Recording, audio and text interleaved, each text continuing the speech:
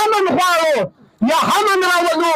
نو به د ټولو څه د مخه د پښین بازاره څه یو پسه باسو چې یو پسه نه یې وتلی والله نور د خدای دی که امن راسي یا یې راولي دلته د ده چاوۍ چې ده دلته د ده کیږ دی و دلته هر سهولت موجوده دی دا ټول کام د سره کښېني ټول کام دی و موږ ته دا راوښایي چې یو دهشتګرد دې نیولی موږ ته یې راوښایه موږ ته بیا بل منظوره دی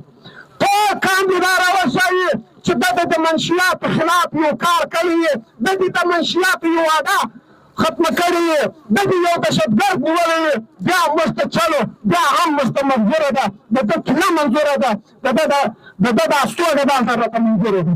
اوس موږ پر دا کام غږ کوو د دې پښین پر انتظامیه دا غږ کوو چې څو شخړې دروښامه د دې پسې چې په دې پښتانه کام کې و هر کام ته شخړه وراړولې ده و هر کام ته یې تاوان ورسولی دی